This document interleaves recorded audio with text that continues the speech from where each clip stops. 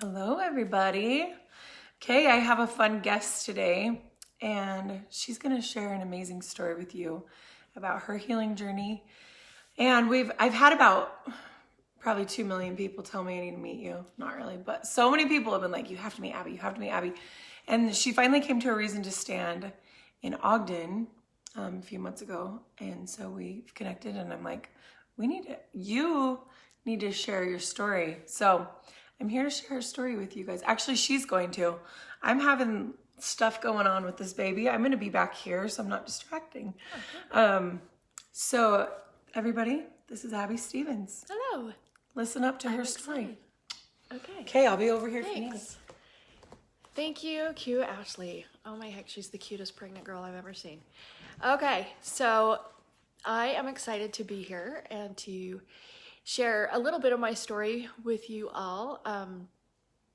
And maybe some of you have heard it, I don't know. But I'm excited to share some of that with you today. And then if we have some questions later, we can answer those. So, my name is Abby Stevens, as the introduction says, and I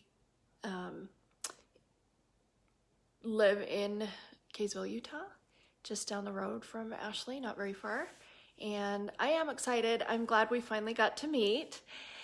I've been kind of stalking Ashley for years, so she didn't even know, and then people said we needed to meet. So we needed to meet, and she is amazing, and I've loved getting to know her and look forward to getting to know her even better. But today, I'm going to share a little bit of my story of, we were just talking about the fact that, you know, her what theme or your title, your book, your blog, the moments we stand, a lot of that is figurative, and the things we go through in life that literally bring us to our knees sometimes and just knock our feet out from under us, and we have to get back up and keep going and stand again. And my story does entail a lot of that, but also a literally learning to physically stand again. And so I'm gonna start just back kind of before that a little bit, just to give you a background of how this all came to be. I grew up in the little town of Cokeville, Wyoming. Yes, the Cokeville Miracle. Cokeville is where I grew up. For those of you who know what that is or have seen the movie, if you haven't, I encourage you to look that up, the Cokeville Miracle. And grew up in that little town and had, you know, a few experiences of faith building experiences, I guess you could call it. And but I've always had a strong faith in God and in Jesus Christ and in prayer and miracles and those types of things. So, of course, when the incident happened in Cokeville with the elementary school being held hostage, and if you don't know anything about that, I'm not going to share a lot of details, so you can look that up. But the elementary school was held hostage, and my little brother was actually in the school. When that happened. He was in 4th grade and I was in 7th, so I was not in the school. But that was an experience that obviously a really big one that really, really, really strengthened my faith in prayer and miracles. And so I was 13 at the time. And then, of course, many other experiences growing up, as we all have, that test our faith, things that we go through, that we struggle and have to get through. And then I graduated from high school there and went to BYU, where I was a musical dance theater major. I loved to sing and dance and perform, and that was really literally just my love of my life, was singing and dancing and performing. And about 2.5 years into college there, I decided that I needed to serve a mission for our church, the Church of Jesus Christ of Latter-day Saints. And that is kind of where this next story begins, in the fact that that is where I met my now husband, Cole Stevens. We were both missionaries serving there, and we obviously didn't date as missionaries, but that's where we met, and that's where our story begins. And both finished, that's just where we met. And then when we got home, we reconnected and started dating, and we knew right away we wanted to be married, and we had set our date to be married as June 28th of 1996. And 1 week before, on June 21st, I had attended my cousin's wedding in Salt Lake, and then we were headed to Cokeville for her reception. And so that's a little bit of a drive from Salt Lake to Cokeville. It's just over 2 hours drive, and we were headed that way. Cole was driving, and I was tired, so I reclined all the way back in my seat in his little Geo Prism, and I was asleep. And for whatever reason, that day we did not wear our seatbelts, and there's kind of more of a story to that, and maybe we can go back and touch on that. I just don't want to take too long here, but we didn't have our seatbelts on, and I was reclined and I was asleep. Then about halfway there, just over halfway there, we were on a little 2-lane highway up here in northern Utah, up into Rich County. And right as the road was curving a little bit, Cole glanced down at me as I was asleep. And so as the road curved and he looked down, we went off the road just a little bit, but there's not much shoulder on the road there. And as we did, the car immediately went to the gravel shoulder, and the sound of the gravel going, highway, that little highway is about 65 miles an hour at the time, and woke me up. I just remember that sound waking me up, and I sat right up in my seat. Cole overcorrected, and he was now headed in the oncoming traffic, the other lane. Now, luckily, this is not a very heavily traveled road, thank goodness. And so as he did, and I looked up, I thought a car was coming right for us, and I remember grabbing his arm and I yelled, "Watch out." And this scared him. He overcorrected again, and we went off the side of the road and rolled the car one time. We landed on our wheels, and that I don't remember the actual car rolling. But as we hit this ditch on the side of the road, it was a dry summer day, and there was this red clay dirt, and it poofed up everywhere. And as that dust began to settle, I was having a hard time breathing, figuring out actually if this was real. I couldn't make sense of it, and was trying to decide if I was still asleep and having a horrible dream, or what was actually happening. And this dust was getting in my eyes. I couldn't open my eyes. They hurt.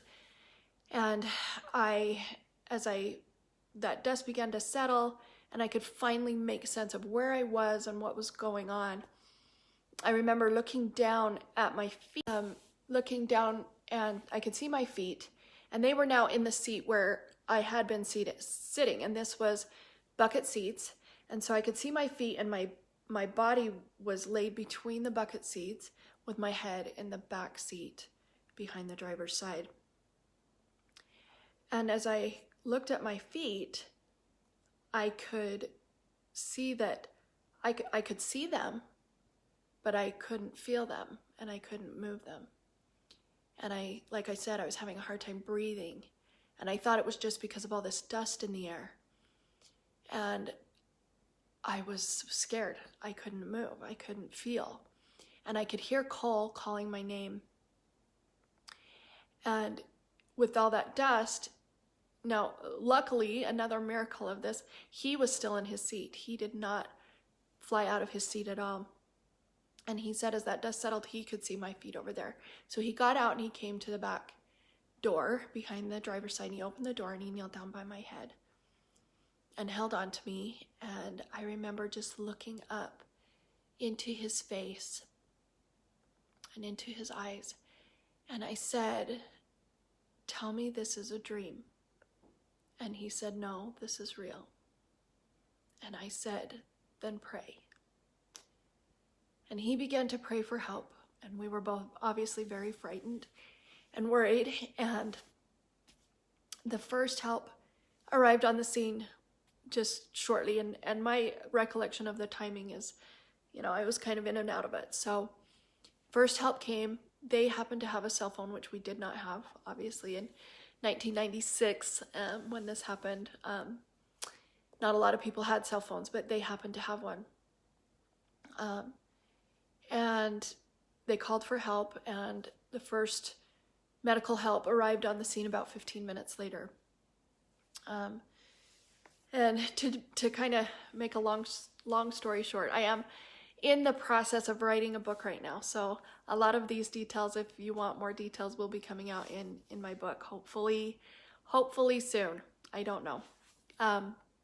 But they got me out of the car. They had to take the top off the car in order to get me out with it, so they didn't move my body too much and make it worse. So they got me out of the car. I remember just bits and pieces of that. And then I remember them putting me in the back of an ambulance, and they had stopped traffic on whatever cars were coming, which wasn't a lot, but they just stopped traffic from coming so that they had a place for, they had AirMed to land. They had called for AirMed to come from the University of Utah. And I remember just being in the back of the ambulance, and then they flew me to the university. And there are some more stories in there. I don't want to take too much time here. Maybe when we have some questions at the end, we can go back. But they flew me to the University of Utah, where, and I don't remember much of that either. And I was in the emergency room, and I don't remember that. They, at that point, intubated. I breathed on my own to the hospital, but it was, I was struggling enough that when I got there, they did put the tubes, intubated, helping me breathe down my throat. Then I just remember waking up in neurocritical care, where they had already told my family and Cole, my fiance, that I had broken my neck at the level of C3-4 right here, even with your jawline. That I was a complete C3-4 quadriplegic. With spinal cord injuries, there's complete injuries versus incomplete. Complete meaning the damage was bad enough to the spinal cord that there basically was no hope for recovery and for regaining any of that. I was paralyzed from the neck down. I could not feel or move anything from my neck down. And I was hooked to a ventilator, obviously, to breathe. And they told my family that I would be a complete quadriplegic for the rest of my life if I lived to get out of the hospital. It was touch and go for a while. And then if I did get out of the hospital, I'd probably go to a full care facility where I would probably die in a few short years due to complications of the severity of this spinal cord injury, that the body would eventually just shut down. So that was our prognosis. That was quite scary. That was not awesome.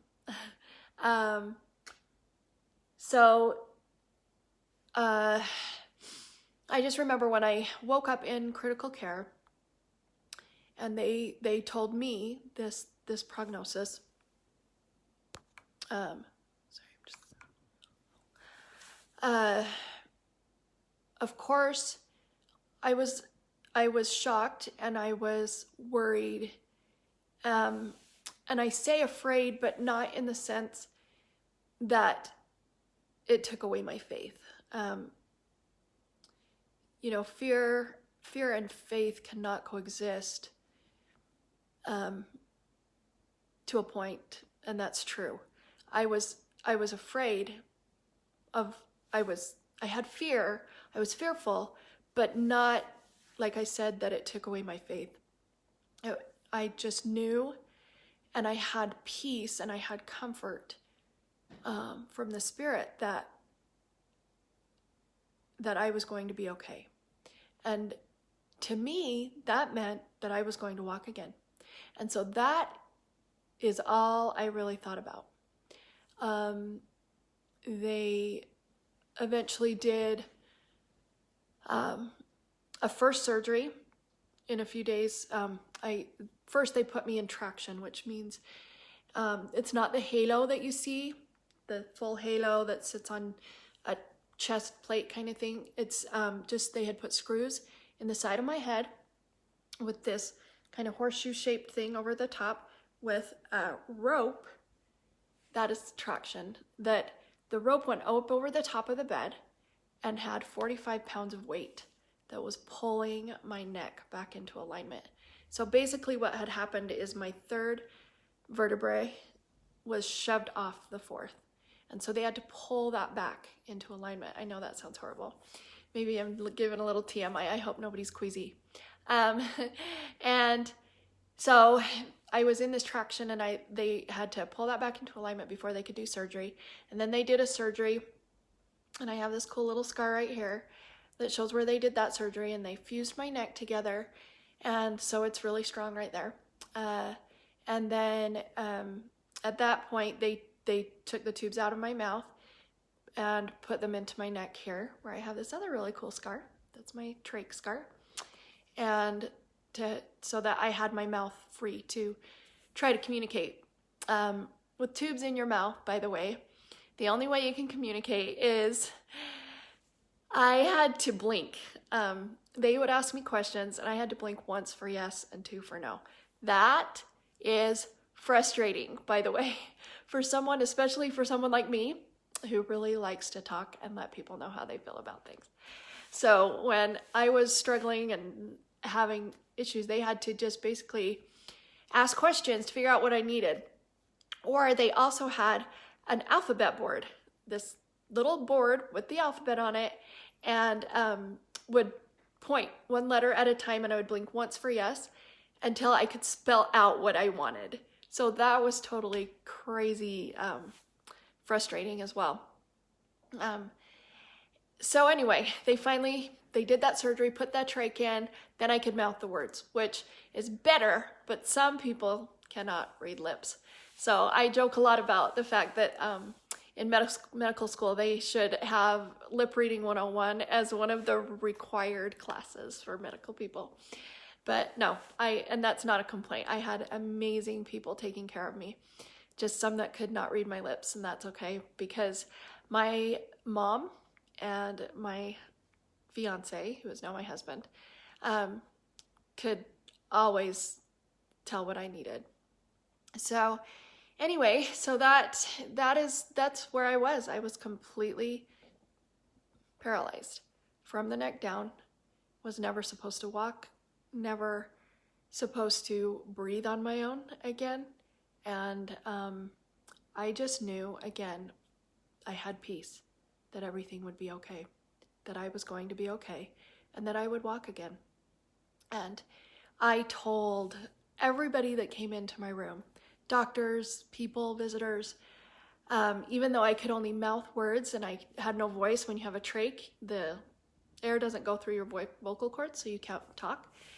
And I just would mouth the words. I hope you could all read my lips. I said, I will walk. And I made sure they knew that I knew that.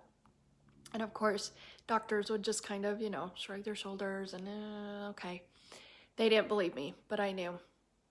So, fast forward, I was in critical care for 2 weeks. They did that first surgery and it wasn't holding, so they went ahead and did a surgery from the back to fuse my neck from the back in the same place. Normally they would have done that first, but in the accident somewhere along the way, I had smashed my right vertebral artery, which the 2 arteries that go up the back of your neck and supply your brain with oxygen, with blood, to keep you alive, obviously. That one of those was smashed, and so they didn't want to take a chance on damaging the other one, because then I would not be here. So, but they did have to take that risk and fuse it together, as it wasn't holding the way they wanted it to. So had that surgery, and then like I said, I was in critical care for 2 weeks and progressed enough that I got better enough that they took me down to the rehab unit there at the U. And things just progressed, and I just had faith, and prayer was a regular occurrence. When you are laying completely paralyzed in a bed, in a hospital bed, there's not much more you can do but to pray and think and think and think and pray. And I mean, a lot of that time, especially in critical care, I was asleep a lot from, being on pain medication and things to help me be comfortable. Obviously the pain was right in my neck, as I could not feel anything from the neck down or move. But the first miracle happened when they would come in, the nurses would come in, and they would clean my trach area to keep it clean and not get infected. They just used some saline solution and sterile saline solution, and they'd clean that off nice and clean to make sure it was all good.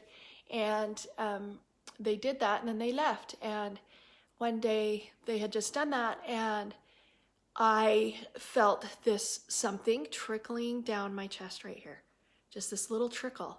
And up to that point, I had not been able to feel anything. And my mom was there, and I got her attention, and I said, something is trickling down my chest. So she looked, and sure enough, they just had not dried that saline solution very well, and it had started to trickle down. And I felt it, and it was so cool, and it was so exciting. And so she went and told the nurses, and they showed the doctors, hey, she can feel. And, they were like, oh, well, okay. So they would do tests on me to see if I could feel different places, and there were sometimes that I could, and sometimes I couldn't, in different spots. It was kind of splotchy.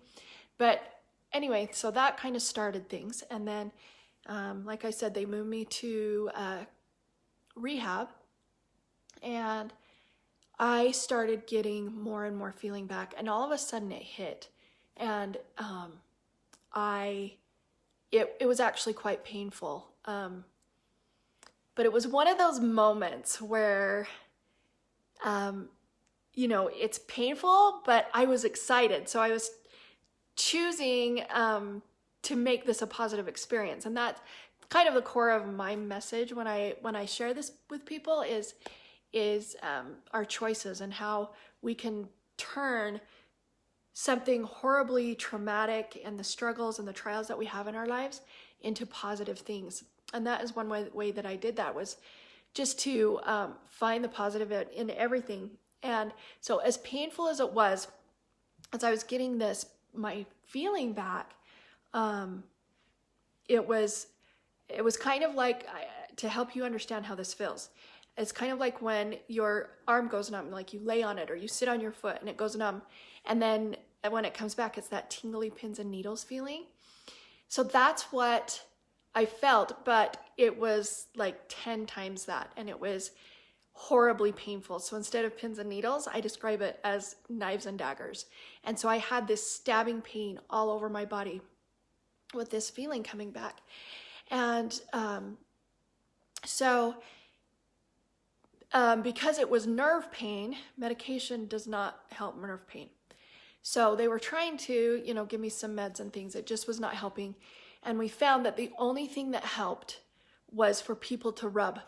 And so I literally had family members or nurses or whoever was there rub an arm and a leg. I had people on every limb, and they were just rubbing and rubbing and rubbing to just take the edge off of that horribly stabbing pain. And of course, through all that, I was praying for help. And that eventually, subsided, but it was days. I had days of that. So that happened, and that was not supposed to happen, right? I was not ever supposed to feel anything. And then I was in the hospital for 3 months, and so there are a lot of experiences in 3 months that I don't have time to share today, and that is why I'm writing the book. But so fast forward a little bit more. I had, like I said, I had the 2 surgeries.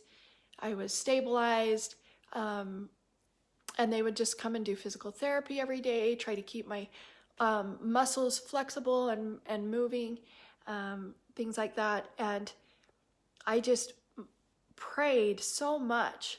And as I did so and had all this time to lay and think in this bed, I would visualize Jesus Christ as he is depicted in the Bible, and in the scriptures, as he walked on earth and as he healed people. And I visualized him coming to me and laying his hands on my head and healing me. And I knew that I knew that was possible, that he could do that for me. And so I just prayed, and I prayed for someone that could do that for me that is here on earth. And I had the cool experience of Elder Jeffrey R. Holland of the Quorum of the 12 Apostles in the Church of Jesus Christ of Latter-day Saints. He found out about our story. He found out about what happened, and he came to visit, and he was able to give me that blessing. And it was amazing, and it was powerful, and it was special and sacred. And so I don't share a lot about that, but just suffice it to say that I knew that he was the messenger that I was waiting for. And so, to make a long story short, my healing continued, and the miracle continued. And where they said I would never be healed at that spot in my neck, they can't explain why I was starting to get feeling. And then fast forward quite a bit, my cute husband, he's a tease, and we laugh a lot. And that is another tool that I use and we use in my family, is humor. And it's a great tool. Sometimes maybe a little irreverent or a little inappropriate laughter, sometimes not in a crude way, but we joke about things that some people look at us weird, like, that's not funny. Well, it is to us. I think people think that my family is making fun of me or mocking me, or that we do that to each other. We kind of banter back and forth that way, but it's how we cope, and we know we love each other, and it's all good. So anyway, and Cole, my husband, same way. Like, he teases me so much, but we joke and we laugh because it helps us get through the hard things. And so he would watch the doctors as they came in. By the way, just a little side note, he came to the hospital literally every single day for 3 months. He did not miss a day. He had a job at Kaysville City. He was a part-time, and they just let him work in the mornings and come to the hospital literally every day. It was a wonderful blessing in our lives. And so he was there all the time, and he saw everything. As the doctors came in and they would do these tests to see what I could feel, they did this test called the Babinski reflex, which is what they do on babies, run an object up the bottom of their foot. And it makes the foot flex just out of the reflex. And so they would do that. It would test to see if it flexed a lot, that means I didn't have control, which it means the paralysis was more intense. So if they could do that and I could control that, that was a good sign. Anyway, so it would make my foot flex and kind of flare like this. And so Cole, he would watch these things, and then he thought it was funny to do that after they left. And so he would do that, reflex, and just anyway, different things. And he thought it was funny. Well, one day, after my feeling came back, it felt really good. Obviously, I could feel again. So human touch is amazing and healing as well. And so it just felt so good that I could feel, and it's not a normal sensation and still is not. Even almost 23 years later, I'm kind of numbish all over, but I can feel. So he would massage my feet and we would watch TV together. And that was our date night in the hospital. Like, that's pretty exciting, right? Woo, romantic. Watch TV in the hospital. Anyway, that's what we did. And we were sitting one night and watching TV, and he was massaging my feet, and it felt so good to get those tingles out of my feet. And all of a sudden, he said, "Abby, did you do that?" And I said, "What? I don't do anything, remember?" And he said, "No, your foot moved. Try to move your foot." And I said, "Oh, you were doing the Babinski reflex. You did that on purpose, right?" And he said, No, I didn't. I promise this time I didn't." And so he said, your foot moved. Try to move your foot. And I was like, okay. So I'm looking down at the bottom of the bed, and I'm going to use my hand here since obviously you can't see my feet, and I am not lifting my foot up that high, okay? So here's my foot, and down at the bottom of the bed, and I'm looking at my foot, and I'm trying to send the signal. Now, I know all of you with able bodies, right now you're just like, whoop, moving my foot. It's not that hard, right? Okay, well, it is for me. So I'm looking down, and I'm like sending this signal down to my foot, and I'm trying, and all of a sudden, my big toe went boop. It just wiggled like that. It didn't make that noise, okay?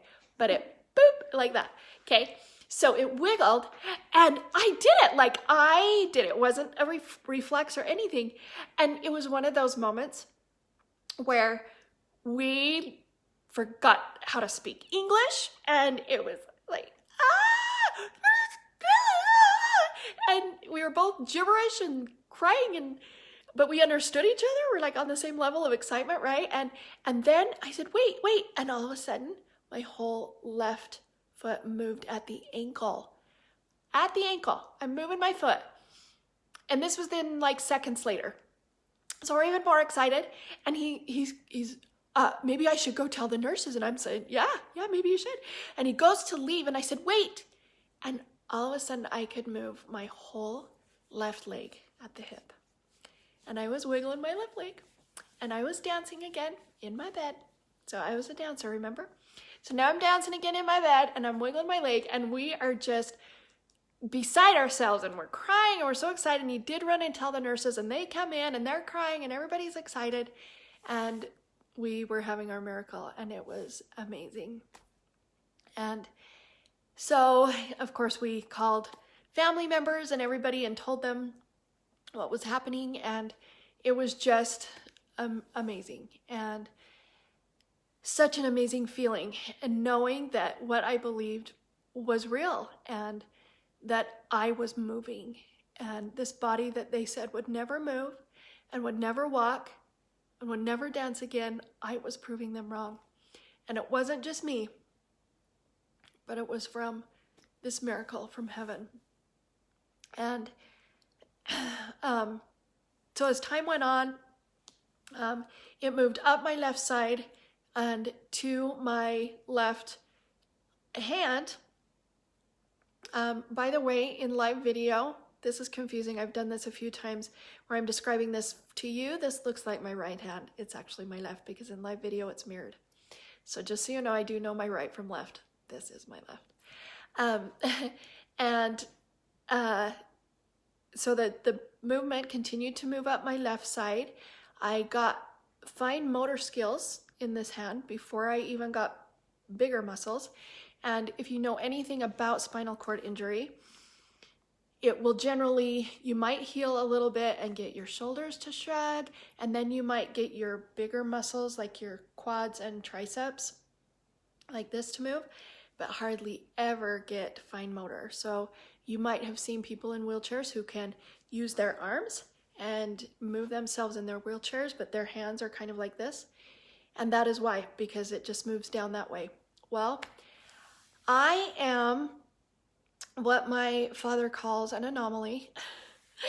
And yes, I am one of a kind, and I do things my way. I'm very stubborn. And my mom, I'm pretty sure I gave my parents all their gray hair. I was kind of a stinker growing up and did things my way. I was very stubborn. But now it was being channeled in this positive direction, and I just did it my way. So apparently it started at my big toe, the furthest from the site of injury, and it worked its way up my left side to my hand where I could move my fingers, and then I could move my arm, and I could finally scratch my own itches. Oh my goodness, I can't even tell you how exciting that was. I know it sounds totally silly, but when you have an itch on your face and you cannot reach up and get it, that could just, throw you into a state of craziness. So I'd have to have people, I'd say, I have an itch, and they'd try to find it and they couldn't quite ever get it, but I could finally scratch my own face. So there was that.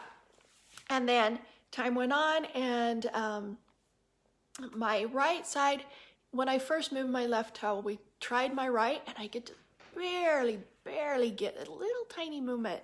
And it took so much more effort on the right side.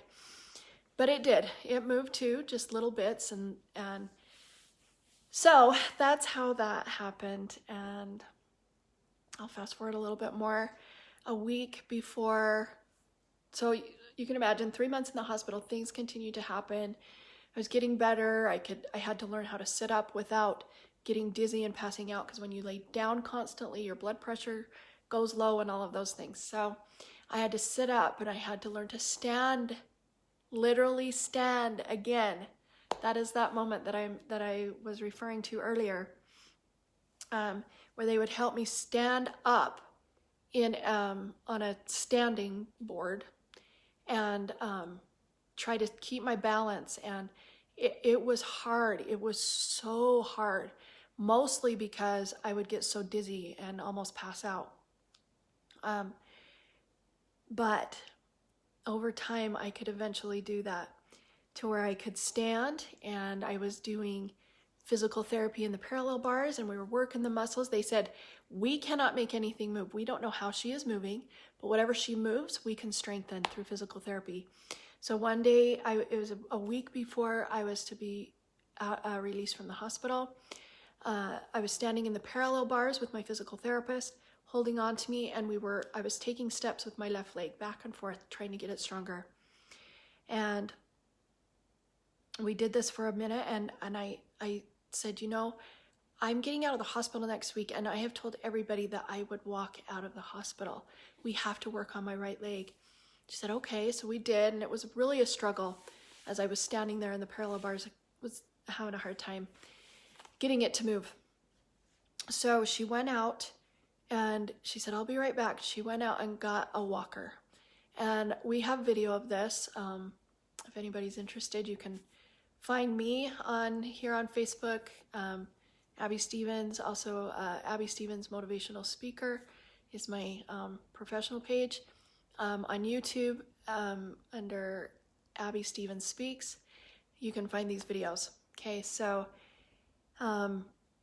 there's a video of this where we go out in the hall, and my Cole was there too, and they helped me stand up into this walker, and I literally took steps. I stood in the walker.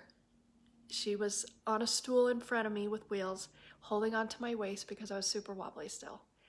And I'm holding onto this walker, and we walked. I say we because I did not do this by myself.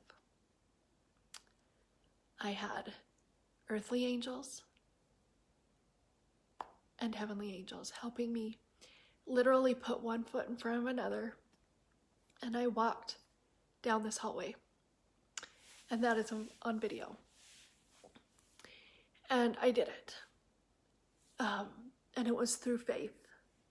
Faith, remaining positive and being grateful for every tiny bit of progress that came our way.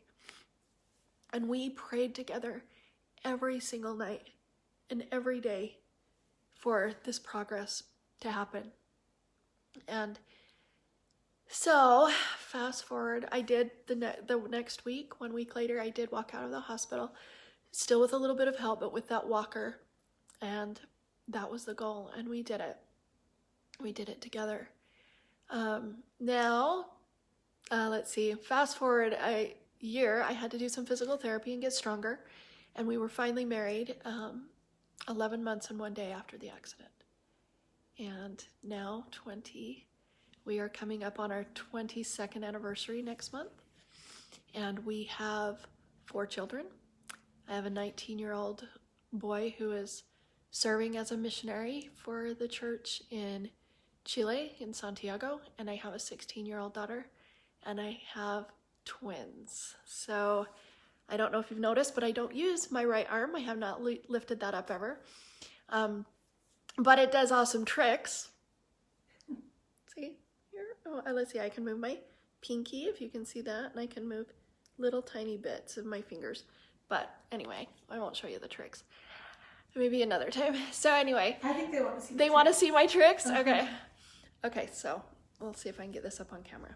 So my right arm is not functional, has a little bit of movement, but it does.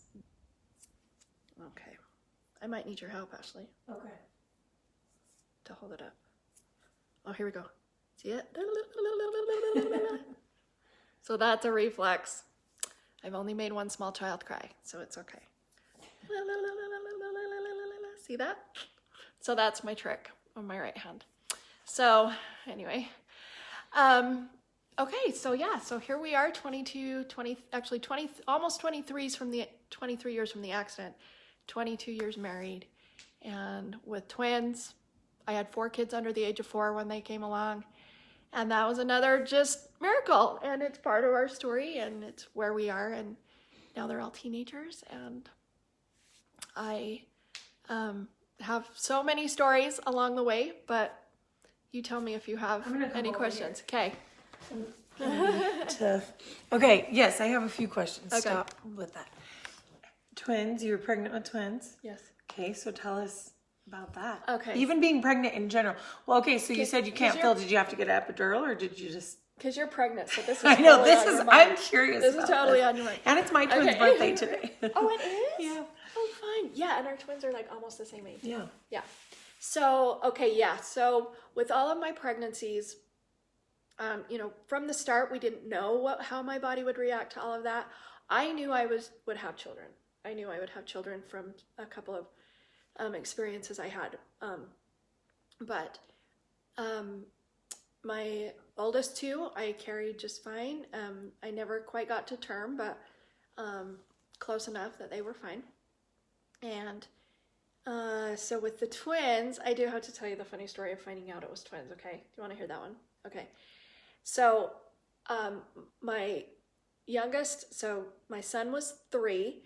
My baby at the time was like 18 months old. And we weren't planning on having more quite this soon. But I was like sick, and so I found out I was pregnant. And I was like, whoa, okay, at least they were going to be 2 years apart. The baby would be 2, and the twins weren't due till 6 weeks after her birthday. So I was like, oh, we made the 2 years, right? That's the goal. So, anyway, when I found out it was twins, I'm in having an ultrasound, and my doctor's doing the ultrasound, and he's looking around, looking at all the things, whatever, and he says, Abby, there are 2. And my brain did not go to twins, because that is not... Okay, I'm going to back up for just a second. When I was extra sick with this pregnancy, And I'm like, wow, what? I must just be getting old. And it's my third. And wow, I am so sick. And my husband, thinking he's funny, because husbands think they're funny, don't they? Uh-huh. At least mine does. He thinks he's hilarious. He says, it's probably twins. I'm like, no way. And now I said something that you should never say, okay? I said, Heavenly Father wouldn't do that to us. That's good. Yeah. Lesson. We don't get to say what. Don't ever say we that. don't ever get to say what God will give us, okay? So then I go to the doctor, and that's when he's doing the ultrasound, and he's like, I think there are two. And I would not, like, I was in denial that it could even be twins. So in my mind, I'm like, 2 arms, 2 legs. 2s are good with babies, right? You need some 2s. 2 eyes are good. 2s of things. And he said, no, I think there are 2 babies. And I, in my full hormonal, emotional state, lost it. Like, just was like, like full ugly cry, right? Just a mess. And he's kind of chuckling. Like, and it's okay. It was okay. I was okay with him chuckling because he had been through our whole story even before I got hurt. He was my doctor. So here he's like he can't believe it either. And he's just kind of chuckling and doing this ultrasound, and he finishes up and he's like, okay, come into my office and we'll call your husband because we know, don't we, that first pregnancy, the husbands are always like, they go to every doctor's appointment and they're all Mr. Proud, like, oh, look what I did, I'm a daddy, all the things, right? Yeah. Second baby, like maybe every other appointment. Third pregnancy's like, you're good, right? You got this? Okay, see ya, right? So he didn't go to the doctor's appointments very often, like once in a while. This one, he was not there. So I go to the office and my doctor's like, call your husband. So I call him and I'm trying, and he's like, get it together. Cause I was in the cry that you can't even talk, like, like how in the world am I going to carry twins? I have 1 arm. Let's do You shouldn't have proven that you were so stubborn and could Right? do everything. I should have taken it back. I'm not strong. I can't do it. Don't do this. So I'm just like doing the math here. This is not working. So I finally get it together and I call him and I'm like, I shouldn't have said this because it scared him, but I'm like, are you sitting down? Right? Because then he's like, something's horribly wrong. Yeah. And I'm like, just sit down. And I said, it's twins. And I lose it again. And all he could say was, you're kidding me. You're kidding me. You're kidding me. And he wouldn't shut up. And you know how irritating that is when you're pregnant, right? Like, I was just so irritated. I'm like, stop saying that. Would I be crying if I was kidding, right? And I was just a mess. And he's just like, oh, what are we going to do? What are we going to do? And I'm like, well, I don't know. Are we going to give one back? What are we going to do? I don't know. Anyway, so it was one of those moments that we were just totally in shock. Everybody we told was like, what? You're what? You know, like, yeah. Seriously? 1 arm? That's what, okay. So what we did. So you couldn't even carry 2 I can't even carry 1 car seat. Oh my goodness. Because of my balance, I can barely walk, in case you were wondering. Like, I say barely, but... Hey, you made it up my stairs. I did. I made it upstairs with help, if there's a handrail or whatever. I walk around all day in my house and stuff, but my balance, if you haven't seen me, you can find some videos on my page or whatever, but my balance, because my right side is not normal or strong. So my balance is off. I fall quite a bit. How big was your belly? Oh my! These twins. It was quite big. We want. Oh my gosh! I'm sorry. She's freaking out. We She's need pictures. Jumping for joy. She is jumping for joy. We need pictures on. Okay, I'll find some. Okay. I'll find some and send. Okay, we'll put them. Attach it to this. Put it on here. So yeah. So, That but is now so awesome. another blessing, though, honestly, is that I didn't get enormous. Okay.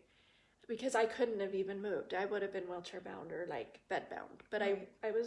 I felt it was another blessing that I didn't gain an incredible amount of weight, but enough to keep the babies healthy. You know, we were worried that maybe I wasn't gaining enough weight. Anyway, but they were healthy. So, but they came 6 weeks early. That was as big as I guess I could get. And that's when they needed to come. They were 3 pounds, 12 ounces and 4 pounds, 3 ounces. And they were in NICU for just a couple of weeks, and we got to bring them home, and they are healthy, happy 14-year-olds now. Amazing. So, yeah. Well, I can't wait to read your book. Thanks. And hear more about all of your journey. Thanks. Tell people, are there questions on here? Did you see any come up? I didn't. Okay, so tell people again where they can find you. Okay, so they want to get a hold of you. So Instagram, my Instagram is abspeaks, ABSPEAKS. Here on Facebook, just find my name there in the introduction, or my motivational speaker page, or YouTube. And I have a website, abbystevens.net, because .com was taken. I don't know who else is Abby Stevens, but they took .com. So .net, remember that. And my contact information is on there. You can message me through Facebook or whatever messaging system. Sweet. Yeah, and so I love to share this with all different audiences and groups, and awesome. So yeah, you're amazing. And I keep saying that I'm writing my book to keep myself accountable. We're gonna be holding you accountable here. So by the end of the year, ooh, that's my goal. I gotta get it done. It's been in process for a while. Okay, so sounds like it'll be amazing. Yeah. Thank you so much for sharing today. Okay, you guys. If you have any questions for Abby too, put them in the comments below, and she can go back and go through and comment. Okay. Yes. Thank you so much. Thank you. So okay, go check out Abby's stuff. And hopefully we won't be taking her to the hospital. Okay. For real, this baby. They all do it to me. Okay. All right. Have a great day, you guys.